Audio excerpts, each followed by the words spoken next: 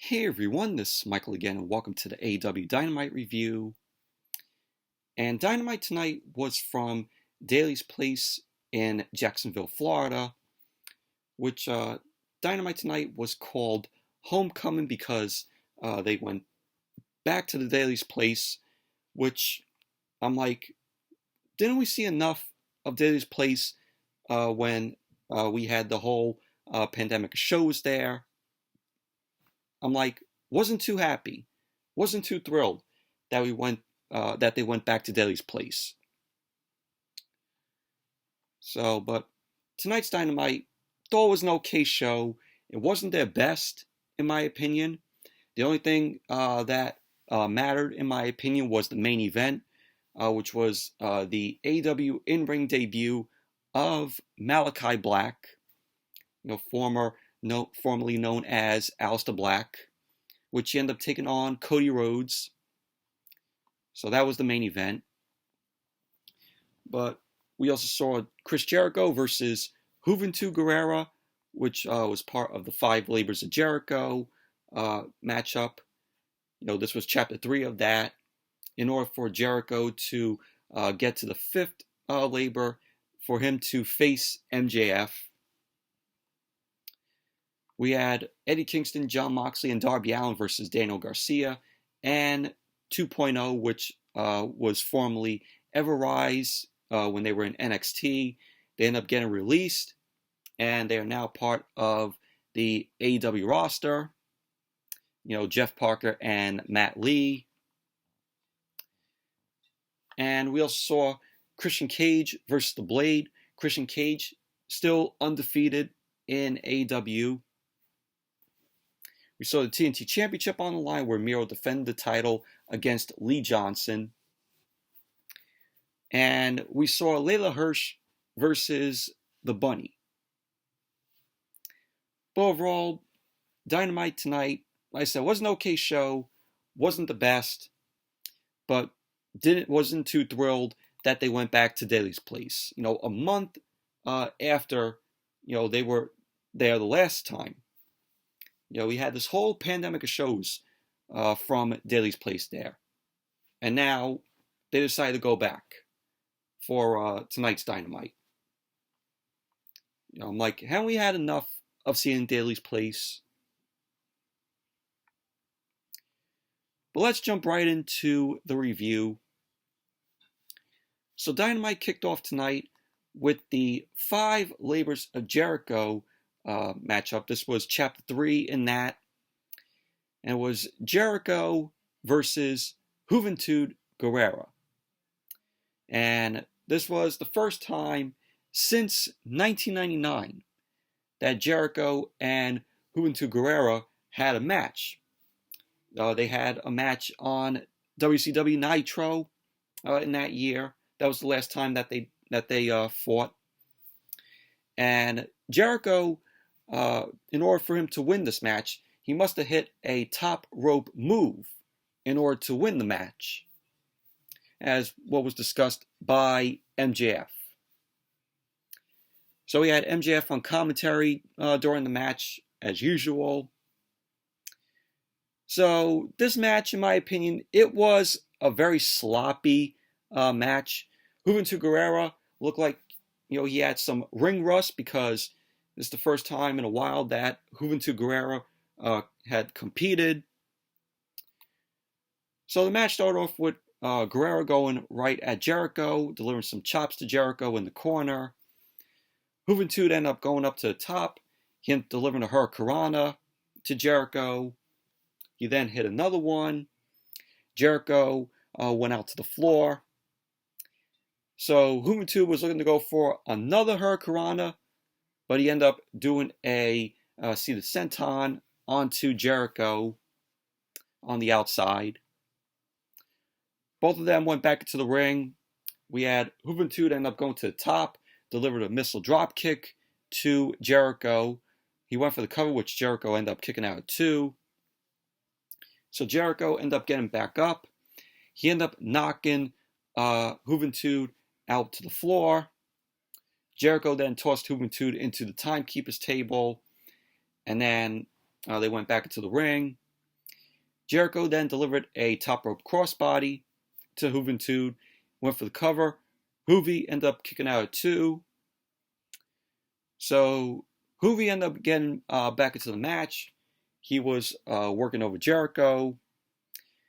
And Jericho ended up delivering some shoulder tackles to Juvi. So Jericho ended up decking Juvi, did a double axe handle off the top rope. Went for the cover, which Juvi ended up kicking out at 2. Jericho then went for the backbreaker, and he went for the cover, which the referee, Aubrey Edwards, told Jericho that he can't do that. He can't go for, a pin. So Jericho then ended up tearing away at Juvi's mask, because Juventud ended up wearing a mask. The last time we saw Juventud Guerrera was when he was in WWE, when he was part of the Mexicools, which that was the last time I seen him compete. So Jericho and Juvi end up on the top rope. Jericho ended up blocking the Hurricanrana, and he ended up going into the walls of Jericho. And Juvi ended up getting to the bottom rope to break up the walls of Jericho. Juvi ended up coming back, delivered a spin neck breaker and a thrust kick to Jericho. Juvi went for the cover, which Jericho ended up kicking out at 2. So MJF was getting pissed off on commentary at how Aubrey Edwards was counting. Juvi ended up running right into the Judas effect delivered by Jericho. And Jericho went for the cover, which Aubrey Edwards said, "Oh, you can't do that." So Jericho ended up making his way up to the top rope, and he ended up hitting another Judas effect from the top. And of course, Jericho could only win the match by hitting the top rope move. So Jericho did that by hitting a Judas effect, went for the cover, and there you go. Jericho ended up winning the match. Post-match, Wardlow ended up attacking Jericho from behind. Wardlow then picked up Juvi, ended up giving him an F10. So Wardlow then ended up throwing a knee to Jericho's face, and he put Jericho down. MJF got on the mic, and he ended up saying, "Oh, I'm so sorry, guys." He was talking to the Jacksonville crowd. He was like, "Oh, I'm so sorry, guys. Did we ruin that moment for you?" So then we had the crowd chanting, "You suck," to MJF. So MJF ended up announcing Wardlow is Jericho's opponent for Jericho's 4th match in this 5 Labors of Jericho matches. So MJF ended up saying that Wardlow will be accompanied to the ring to make sure the match is called fair and square. So MJF will be the referee of the match for next week.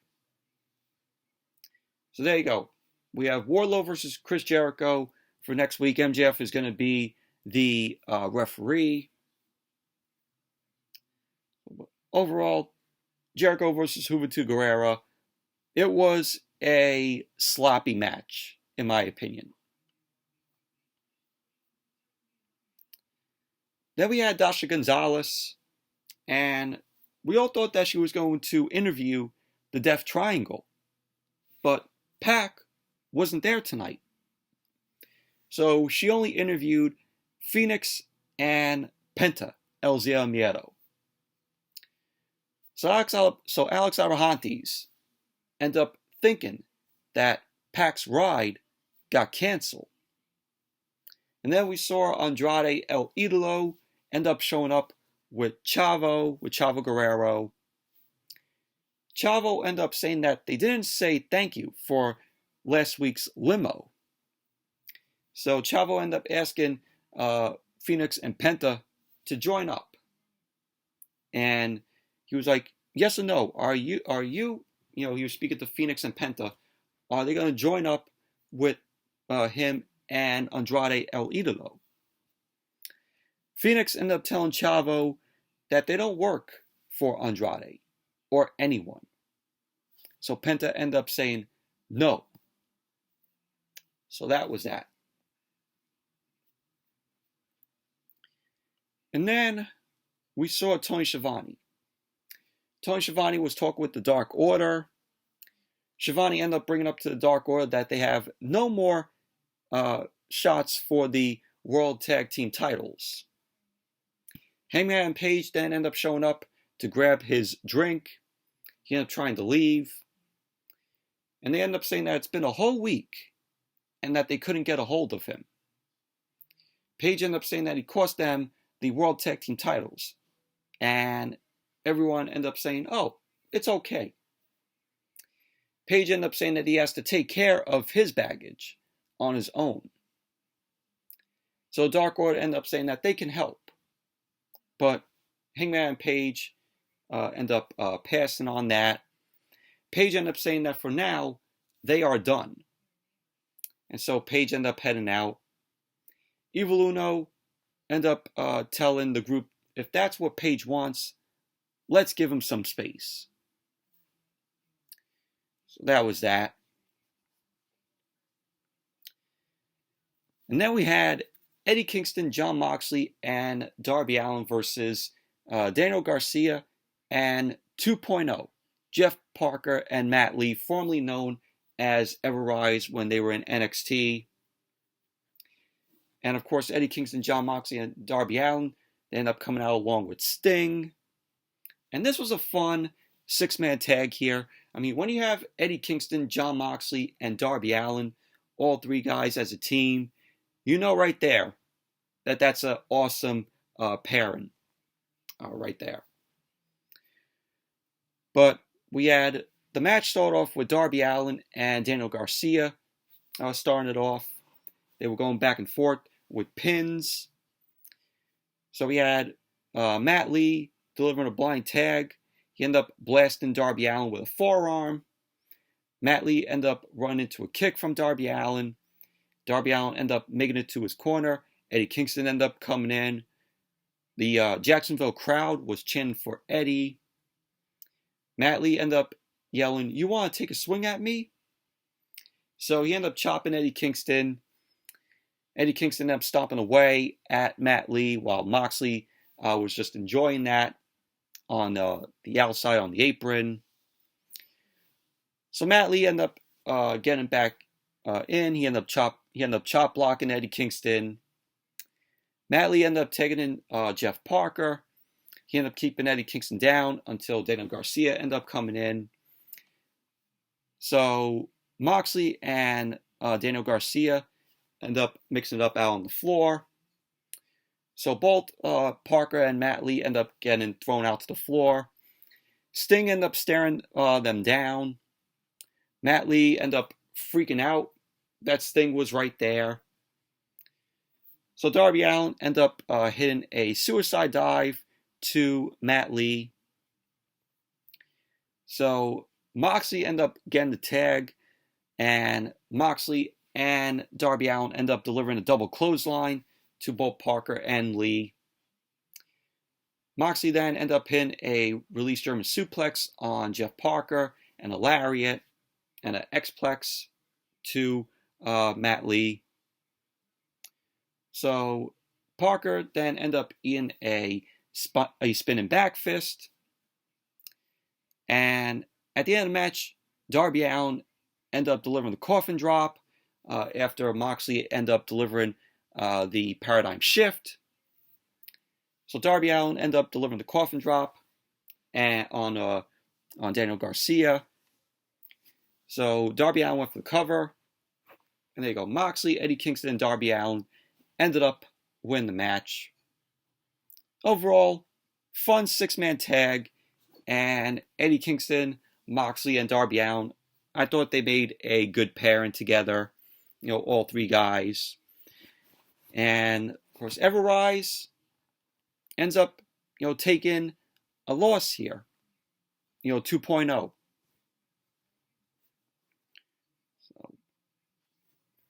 And then we had a video package about, Brian Cage and Ricky Starks.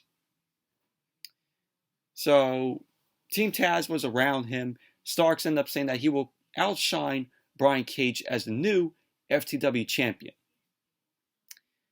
So Cage ended up saying that he never even wanted the FTW championship. He ended up asking the question, who is better than him? Nobody.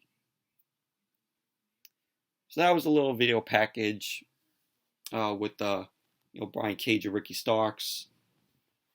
So then we went backstage and we saw the Elite. The Elite was goofing off backstage. They were shooting some hoops. They had a basketball hoop back there. So it was Omega and Michael Nakazawa, Brendan Cutler, the Good Brothers, Gallows and Anderson, and the Bucks, the Young Bucks. We saw Doc Gallows. He was wearing a Ric Flairish robe. Kenny Omega was shown wearing a Cookie Monster shirt, and he was wearing a $sign necklace. So Nick Jackson ended up wondering if there's anyone else for them to face in the ring. Matt Jackson ended up saying, there's nobody left. There's nobody left in the tag team division to face them, to face the Bucks. So Kenny Omega ended up taunting Hangman and Page about the match last week and said when it came down to the end and that buzzer beater, Kenny Omega ended up shooting, the basketball into the hoop, and he ended up missing. So he ended up saying that Page ended up blowing it. Omega then ended up asking Brandon Cutler to cut down the net because they are retiring as champions. So that was basically that. But thought this was corny. This was a very corny backstage segment with the Elite, in my opinion.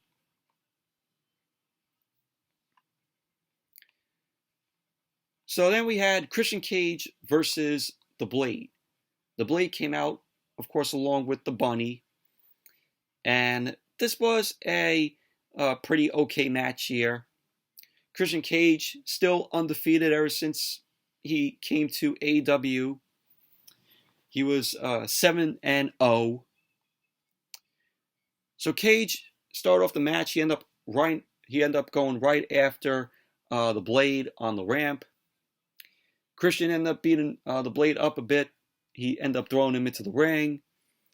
The Blade ended up fighting back. He ended up ripping Christian's shirt off. The Blade ended up bailing out of the ring. Christian ended up following him. The Bunny ended up getting in Christian's way. The Blade tried to attack Christian from behind, and Christian ended up catching him and delivered a punch to the face. Christian then ended up tossing the Blade into the barricade. He then went up to the top rope, and the Bunny was shown holding Christian's foot. Leyla Hirsch, legit Leyla Hirsch, ended up running out, and she ended up chasing the Bunny off. And we had the Blade end up looking to go for a DDT, but Christian ended up reversing it. Christian ended up hitting a DDT of his own. Christian went for the cover, and the Blade ended up kicking out at 2. The Blade ended up getting back up, and he was continuing to work over Christian Cage. He ended up stopping away at Christian. The Blade ended up charging into him, but Christian ended up sidestepping, and the Blade ended up flying out of the ring out to the floor. Christian then ended up going up to the top rope. He ended up leaping off the top rope, and he ended up hitting the Blade.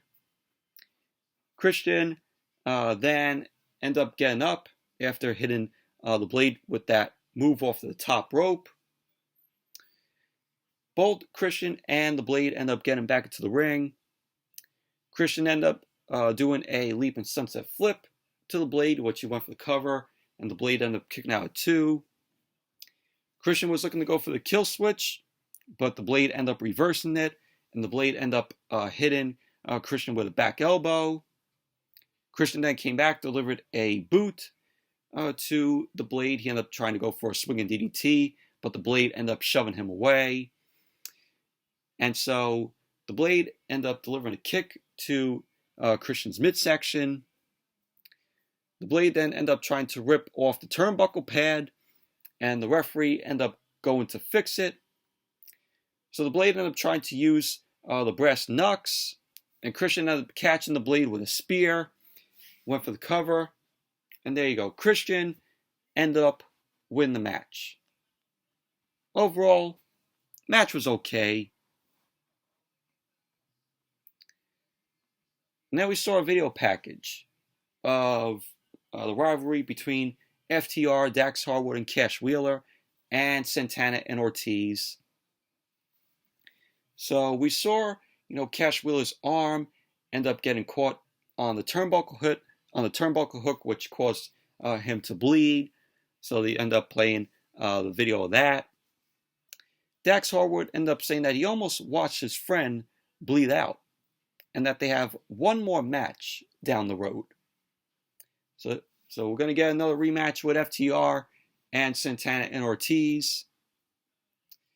So Dax ended up saying Death couldn't stop Wheeler. So what are Santana and Ortiz going to do? So that was the video package. But going to get another rematch between these guys.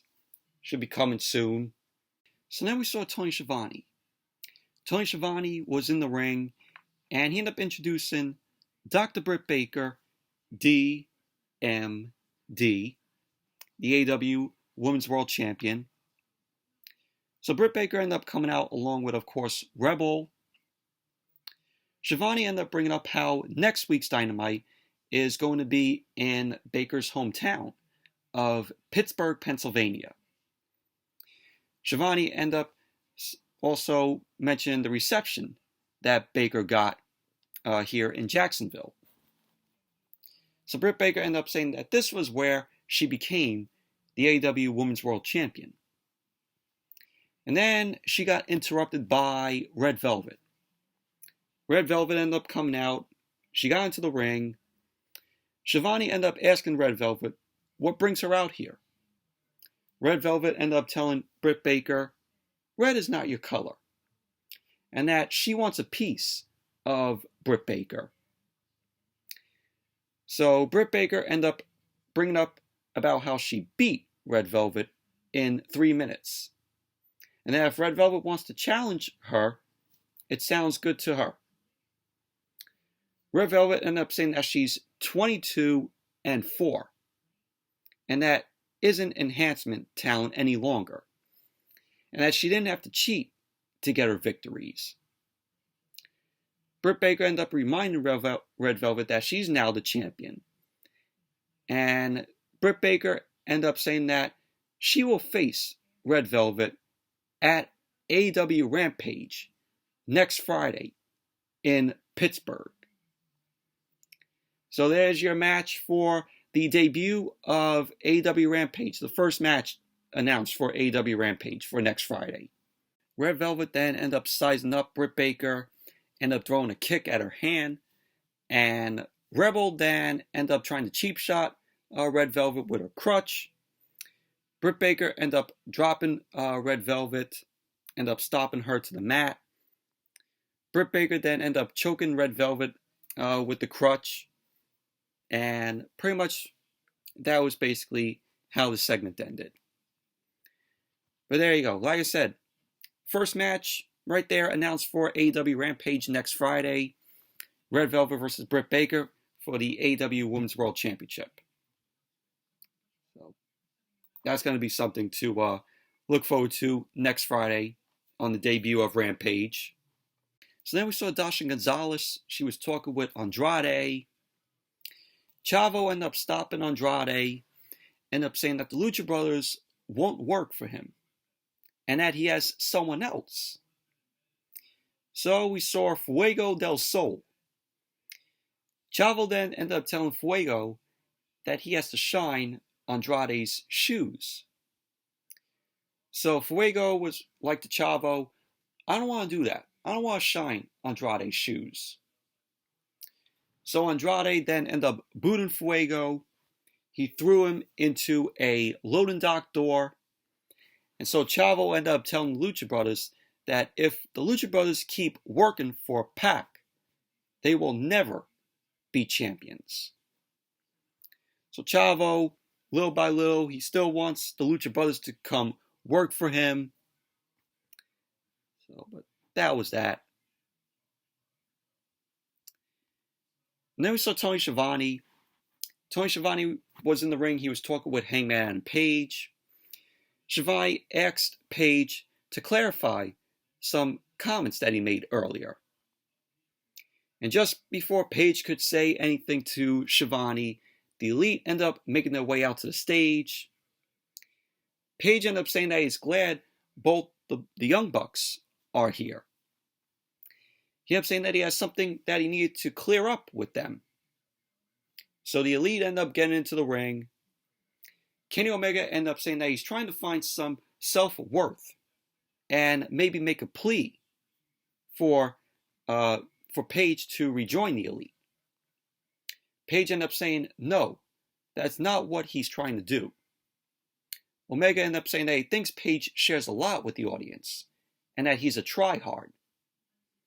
He ended up saying that when he thinks about what the Elite was, what they are now, Page doesn't fit in with them. So he was like, cowboy or not, the Elite does not have any losers in our group. So basically, he was calling Page a loser. Page ended up slapping Kenny Omega in the face. And we had the Elite end up jumping on Page, beating him down. Gallows and Anderson end up hitting the Magic Killer on Page. And then the Dark Order, they all ran out. Evil Uno and Stu Grayson end up telling them to stay back because of what Hangman and Page asked them to do earlier. Page ended up wanting the Dark Order just to stay back. So we had BT triggers being delivered on Page. Frank Kazarian ended up running out. He ended up trying to help, but he ended up getting taken out. Brandon Cutler ended up spraying Frank Kazarian with the cold spray. Michael Nakazawa ended up tossing the basketball at him. Kenny Omega was like, oh, I am pissed now. So Kenny Omega ended up holding the AEW World Championship in Hangman Page's face. And he ended up saying, take a look at this thing that you'll never have. So Kenny Omega then ended up hitting Page in the face with the AEW World Championship. And that was that. But overall, this was a decent segment here. And then we had Dan Lambert from American Top Team. Lambert ended up saying that he hasn't forgotten what Lance Archer did to him a couple of weeks ago. He wanted to say that, you know what hurts more than taking a blackout? The truth. So Lambert ended up saying that he's returned next week on Dynamite and that he is bringing back up this time. So Lambert's return next week, bringing back up. So you already know Lance Archer's probably going to be there next week. But that was that. And then we had Miro versus Lee Johnson, TNT Championship on the line. Lee Johnson ended up coming out along with Dustin Rhodes. This was a pretty decent match here. Lee Johnson ended up running right at Miro as the match got underway, but Miro ended up dropping Johnson. Miro was delivering some shots in the corner to Johnson and put him to the mat with an uppercut. Johnson ended up trying to throw some shots at Miro, but it did nothing to him. Johnson delivered a kick to Miro's knee, but Miro ended up tossing him to the apron. Johnson ended up trying for a second rope crossbody, but he got caught by Miro, and Miro then slammed him to the mat. Miro ended up trying to go for the game over, but Johnson ended up crawling out to the floor. So Miro was laughing at how Johnson ended up crawling out to the floor. So Miro was working over Johnson for a couple of minutes. Johnson ended up countering with the DDT. And we saw Johnson end up throwing a few punches to the face at Miro, delivered a drop kick and a basement drop kick, which sent Miro to the outside. Johnson ended up doing 2 suicide dives to Miro, and then flipped down on him. So at the end of the match, Miro ended up doing a single leg kick to Johnson. He locked in the game over, and Johnson ended up tapping out. So Miro ended up winning the match, retaining the TNT Championship. But overall, decent match, and we all knew Miro was going to retain the TNT Championship. I mean, it's Lee Johnson. So Miro ended up winning the match. And it was announced that on AEW Rampage next Friday, it's going to be on commentary. It's going to be Excalibur, Taz, Jericho, and Mark Henry to commentate for Rampage. So that's a good commentary team right there. You know, Excalibur, Taz, Jericho, Mark Henry. It's a good pair in there for commentary. So then we saw Tony Schiavone. Tony Schiavone was talking with Christian Cage.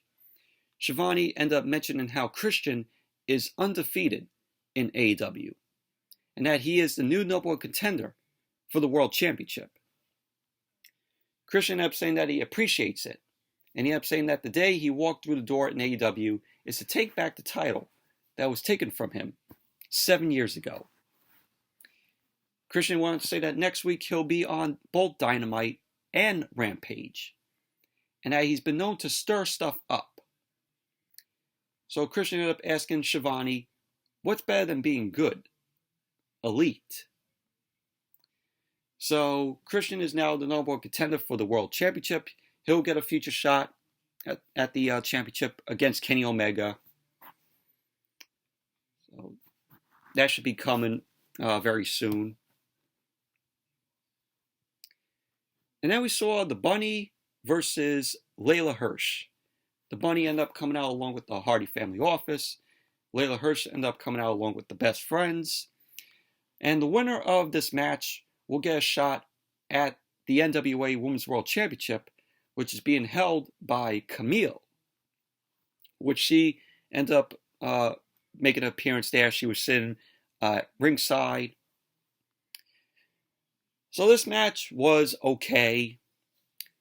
Leyla Hirsch ended up starting off the match looking for a cross arm breaker to the Bunny. The Bunny ended up running out of the ring. Hirsch immediately ended up hitting the Bunny with a suicide dive. And she ended up tossing the Bunny back into the ring. She was working over the Bunny's arm as she was looking to go for a cross arm breaker again. So the Bunny ended up standing up, got a rope break. So Hirsch had to break up the cross arm breaker.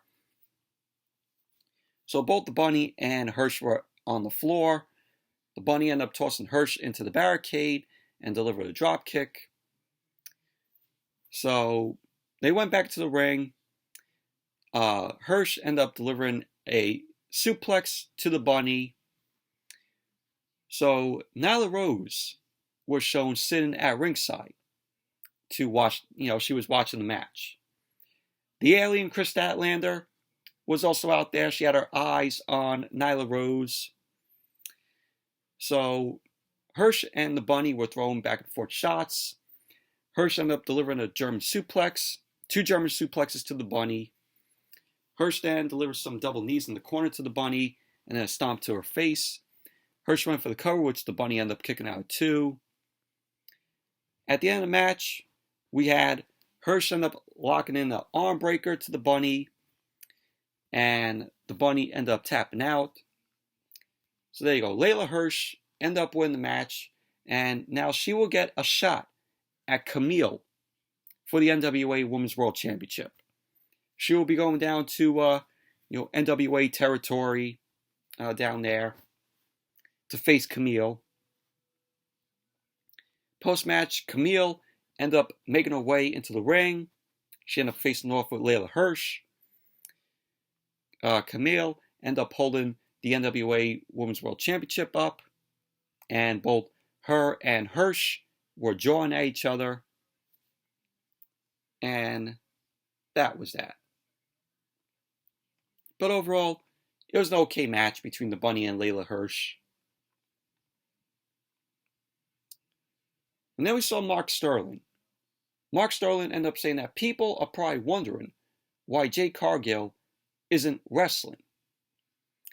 He ended up saying that they have been in Hollywood and doing plenty of work expanding the brand.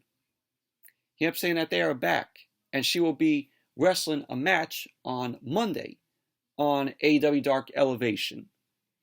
So there you go. Jade Cargill will be wrestling on AEW Dark Elevation on Monday. So Jade Cargill, like I said, very talented, very athletic in the ring. So then Shivani, JR, and Excalibur end up going over what we're going to see next week on Dynamite. Of course, Dan Lambert is returning with some backup, for Lance Archer. Christian ended up teasing, stirring things up with the Elite, since, Christian is now the number one contender for the AEW World Championship. And we're going to be seeing Jericho versus Wardlow, 5 Libras of Jericho, Chapter 4, which, Jericho's going to get his match with MJF. It's going to happen. And then we're going to see Nyla Rose versus Chris Statlander, the Alien. And we're going to see the Good Brothers versus Evil Uno and Stu Grayson, where the Impact World Tag Team Championship will be on the line. That is what we're going to see next week on Dynamite, all that stuff. Should be a decent show next week. And then we had the main event. Malachi Black versus Cody Rhodes. This is Black's AEW in-ring debut. He had a very cool entrance, very awesome entrance. So, this was a short match. Cody Rhodes and Black end up starting off the match. They both end up in the ropes. Black ended up delivering a kick to Rhodes' leg. He then took an elbow to the face. Rhodes was looking to go for the figure 4, but Black ended up delivering a eye gorge to Rhodes. Black ended up putting Rhodes down. He ended up applying a single leg crab. Cody ended up getting out of the other single leg crab. He ended up looking to go for the crossroads, but Black ended up kicking him in the face. Cody ended up getting a shot to Black's face. He slowly climbed up to the top. Black ended up kicking him in the head. And Cody went flying from the top through the timekeeper's table on the outside. So that was a pretty cool move there. Cody ended up flying off the top, going through the timekeeper's table. We had the crowd chanting, "Holy shit," and "This is awesome." So Black was sitting cross-legged in the center of the ring. And he was waiting for Cody to make his way back into the ring. So Black ended up delivering a spinning kick. It was the Black Mass to Cody's face. And he put his boot on Cody for the 3 count. And there you go. Malachi Black ended up winning the match. Ended up winning his in-ring debut on Dynamite. I mean, he had to win this match. Black had to the win. So post-match, Black ended up smiling as he made his way to the back. Tony Schiavone ended up heading out to the ring to talk with Cody. And Tony ended up asking Cody if he's okay. And he's looking for a comment from Cody. So Cody ended up saying that legacy is a funny thing. And when he got into wrestling, he was a referee. He wanted to say that time flies and that he's had so much fun. So Cody ended up making his way up to one knee. Schiavone ended up helping him. Cody ended up getting on the mic. He ended up thanking Tony Schiavone. So Cody ended up relieving Hal when he left the other company, WWE, of course, and he met Matt and Nick. He met the Young Bucks. He ended up saying that people laughed at them when they wanted to start a revolution. Yeah, people were laughing at them. They were calling, oh, AEW is not going to happen. Oh, AEW is just a t-shirt company. And look where they are now. So Cody ended up saying that this isn't an alternative. We're competition. Of course, he was referencing with the competition because, Vince McMahon doesn't think AEW is competition. Vince and everyone in WWE, AEW is a competition for you guys. It is. So Cody ended up saying that he's been able to carry the banner for these couple of years. Maybe some outside opportunities and some EVP in fighting has occurred. So Cody ended up calling Daly's Place the AEW Amphitheater. Of course, Daly's Place is a good venue, but we've seen enough of it during the pandemic shows. I mean, gotta agree with Cody right there. Daly's Place is the amphitheater for AEW.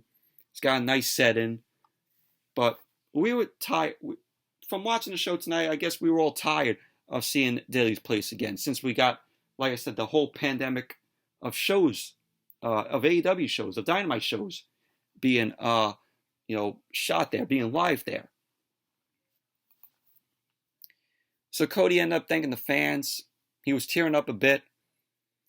And he then ended up going to take his boots off in the middle of the ring. So Malachi Black ended up making his way back out. He ends up smacking Cody in the back with a crutch because one of the doctors ended up bringing it out. So Black ended up picking up Cody's boot and he smiles. And we all thought, has Black retired Cody?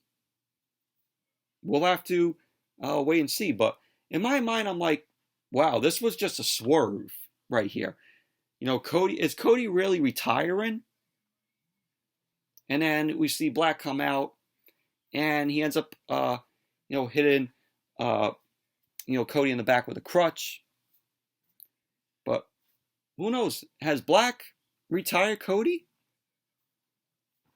We'll have to find out. But that was how Dynamite went off the air tonight. But I really like this segment here with Cody.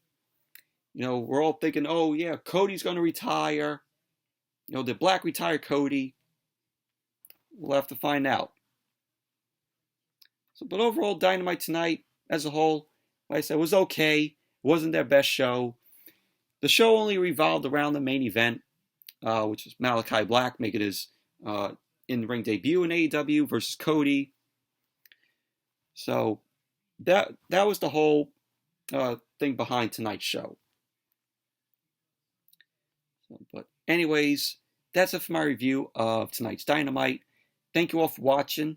Hope you all enjoyed this review. Definitely give the video a thumbs up, comment, subscribe, and the next video will be a movie review of The Suicide Squad, which I will be seeing tomorrow night. So there will be a review of that. Really looking forward to checking out the film. So until then, see you all with the Suicide Squad movie review tomorrow night.